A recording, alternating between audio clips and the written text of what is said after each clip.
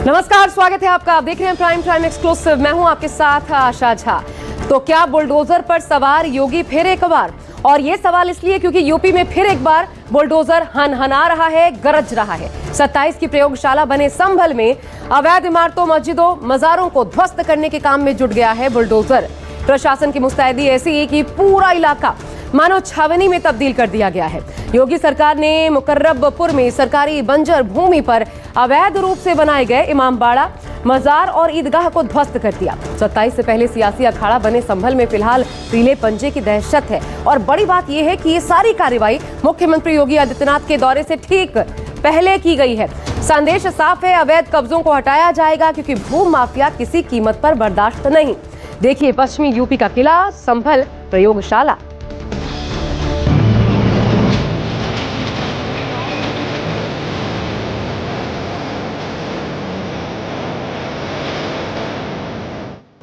संभल फिर बुलडोजर की कड़कड़ाहट से कांप गया है।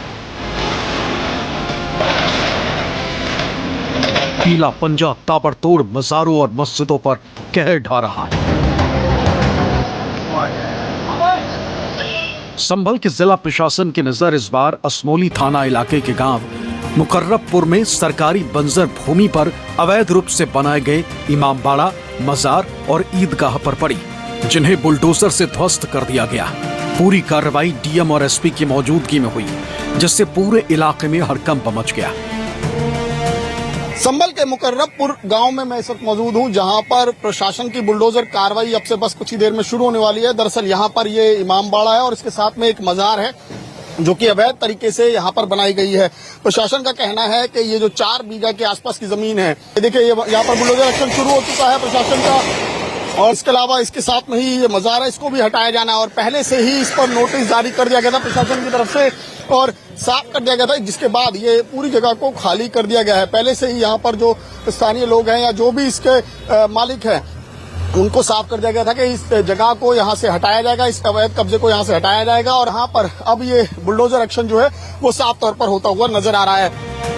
राजस्व विभाग से मिली जानकारी के मुताबिक मुकर्रबपुर में 312 वर्ग मीटर सरकारी बंजर भूमि पर अवैध रूप से इमामबाड़े और हजरत शाह मियां नीम मजार का निर्माण कर कब्जा किया गया।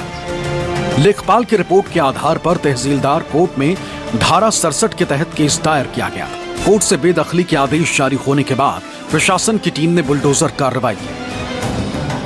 संभल में ध्वस्तीकरण की कार्रवाई शुरू हो चुकी है, बुलडोजर एक्शन शुरू हो चुका है। देखिए ये ठीक पीछे जो जहां पर इस वक्त बुलडोजर कार्रवाई चल रही है, वहां मजार बनी हुई है और उस मजार को हटाया जा रहा है। 3 बुलडोजर हैं और यहाँ पर पूरा प्रशासनिक अमला यहाँ पहुंचा हुआ है। संभल के डीएम जो हैं अंकित खंडेलवाल वो भी हैं, संभल के एसपी जो हैं के बिश्नोई वो भी पहुंचे हुए हैं। इसके अलावा एसडीएम है, तहसीलदार हैं, यानी कि तमाम लोग जो हैं वो यहाँ पर पहुंचे हुए हैं इस एक्शन को देखने के लिए। अगर मैं तस्वीरें दूसरी तरफ से दिखाऊं अपने सहयोगी को कहूंगा, देखिए दूसरी तरफ से वो सामने मजार है जिस पर देखिए बुलडोजर एक्शन ठीक सामने से दिख रहा है कि किस तरीके से मजार के जो परिसर है उसको फिलहाल हटाया जा रहा है। और दूसरा बुलडोजर जो है वो जो इमामबाड़ा है उसकी दीवारों को हटाने में लगा हुआ है। बुलडोजर की कार्रवाई चलती हुई दिख रही है कि किस तरीके से एक बाजार बना दी गई अवैध तरीके से और यहीं पर इसके बगल में एक बड़ा सा इमामबाड़ा तैयार कर लिया गया। फिलहाल दोनों को ही ध्वस्त किया जा रहा है, दोनों पर ही ध्वस्तीकरण की कार्रवाई जो है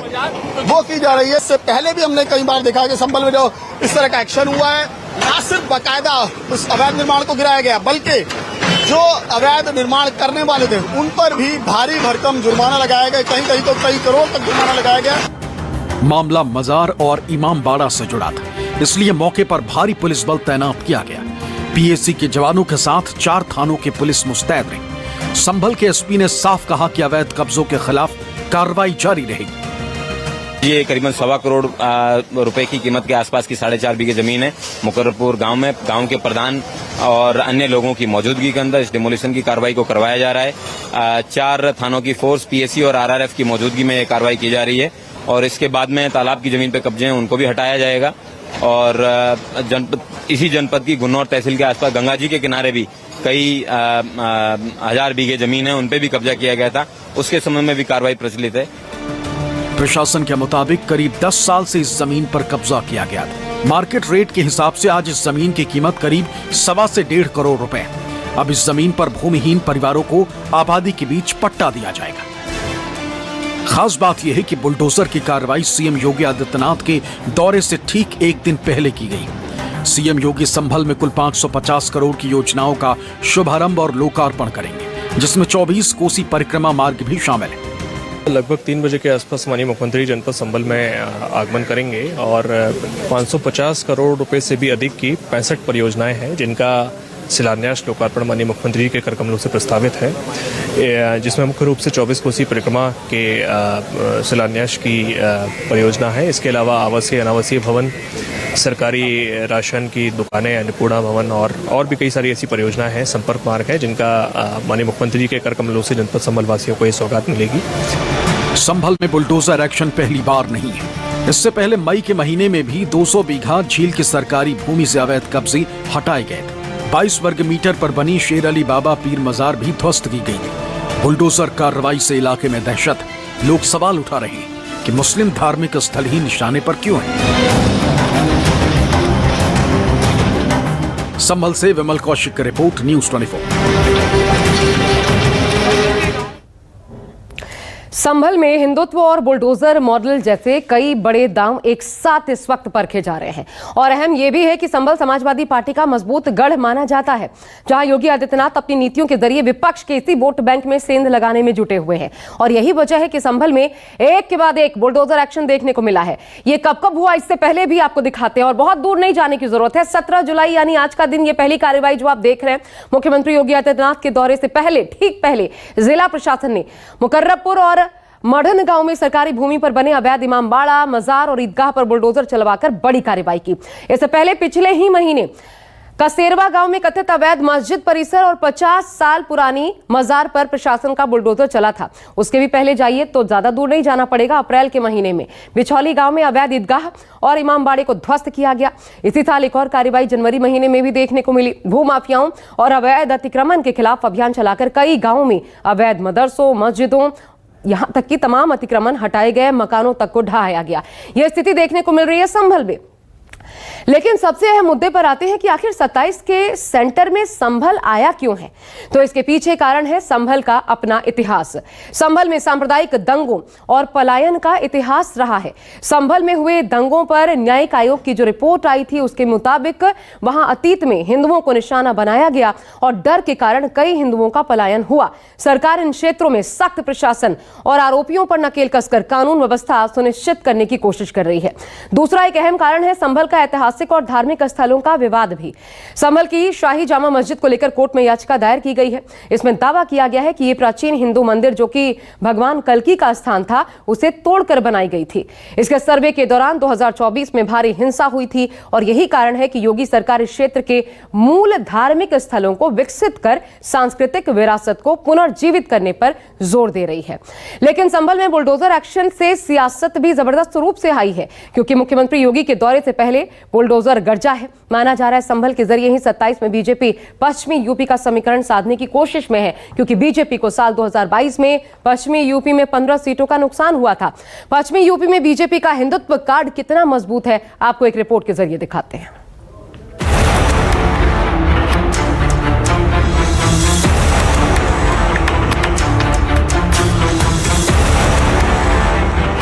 एक तरफ संभल में बुलडोजर मजार और ईदगाहों को जमींदोज कर रहा है, तो दूसरी तरफ सीएम योगी आदित्यनाथ पश्चिमी यूपी में माफिया को मिट्टी में मिलाने के हुंकार भर रहे हैं। शामली से बिजनौर तक सीएम योगी ने अपराधियों को जहन्नुम भेजने की बात कही।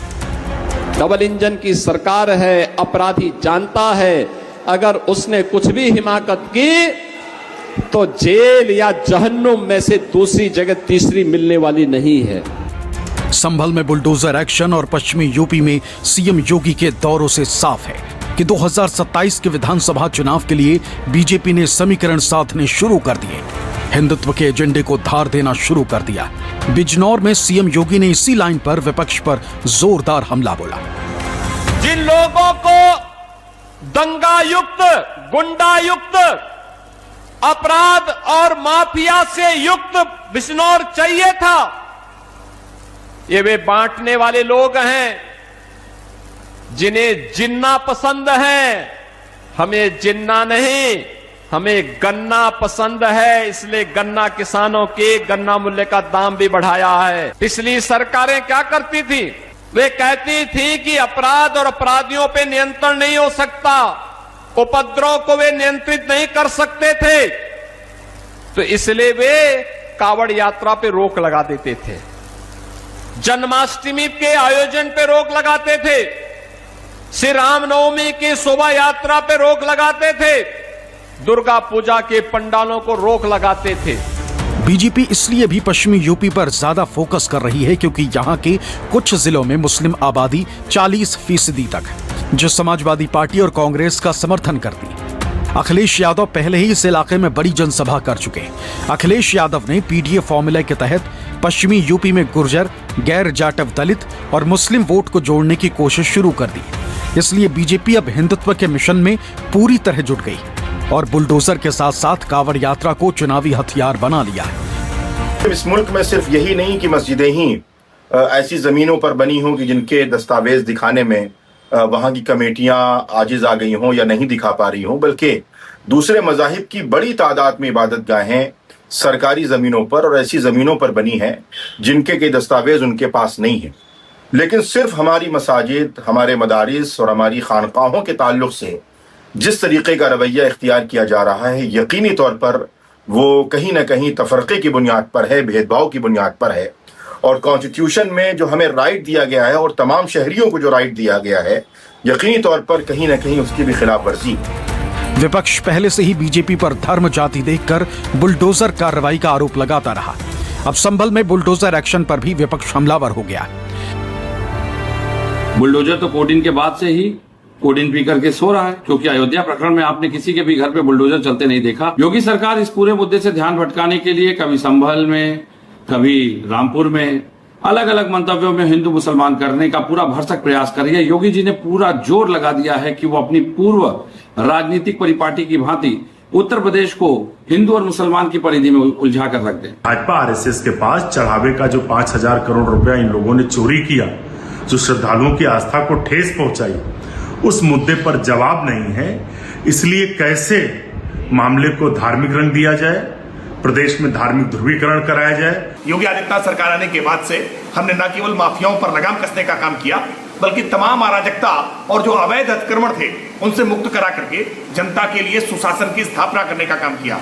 और यही कारण है कि भारतीय जनता पार्टी का पश्चिमी उत्तर प्रदेश में जनाधार लगातार बढ़ा है और आज पश्चिम उत्तर प्रदेश भारतीय जनता पार्टी के लिए एक मजबूत गढ़ बन गया है।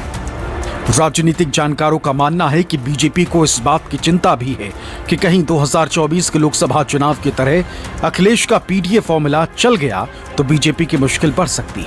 इसलिए पश्चिमी यूपी में सियासी घमासान बढ़ गया। चुनावी पथ हिंदू मुस्लिम की राजनीति की तरफ मोड़ा जा रहा है। दरअसल पश्चिमी उत्तर प्रदेश में अपनी आक्रामक जनसभाओं और विकास की योजनाओं के माध्यम से मुख्यमंत्री योगी आदित्यनाथ सियासी समीकरण बैठाने में पूरी तरह से जुटे हुए हैं। पश्चिमी उत्तर प्रदेश बीजेपी के लिए काफी अहम माना जाता है और यहाँ की जमीन सियासी तौर पर बीजेपी के लिए काफी उपजाऊ भी। यही वजह है कि सोची समझी रणनीति के तहत ही बीजेपी ने पश्चिमी उत्तर प्रदेश में राष्ट्रीय लोकदल से गठबंधन भी कर रखा है। बीजेपी एक तरफ बुलडोजर एक्शन के माध्यम से सख्त कानून व्यवस्था का संदेश दे रही है, तो वहीं दूसरी तरफ कांवड़ियों को यह संदेश भी दे रही है कि छोटी छोटी बातों पर हुड़दंग करना ठीक नहीं होगा, नहीं तो विपक्ष आने वाले दिनों में इसे बड़ा मुद्दा भी बना सकता है। कुल मिलाकर बीजेपी इस बात को बखूबी समझती है कि अगर ऐसे मामलों पर अंकुश नहीं लगाया गया तो आने वाले दिनों में लोकसभा चुनाव की तरह ही विधानसभा चुनाव में भी अखिलेश यादव का पीडीए समीकरण बीजेपी के लिए बड़ी चुनौती साबित हो सकता है। कैमरा पर्सन मिंटू सिंह के साथ अशोक तिवारी, लखनऊ, न्यूज़ 24।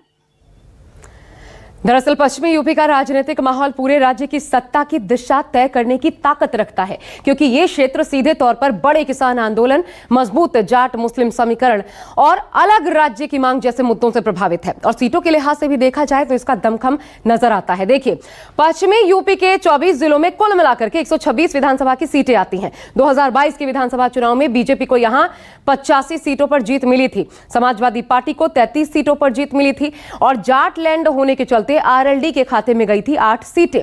पश्चिमी यूपी इस बार बीजेपी के फोकस में है, क्योंकि साल 2022 में बीजेपी को यहां भले 85 सीटों पर जीत मिली, लेकिन 2017 के मुकाबले 15 सीटों पर हार का सामना भी करना पड़ा था, क्योंकि 17 में यहां 100 सीटों पर जीत दर्ज करने में कामयाब रही थी भाजपा।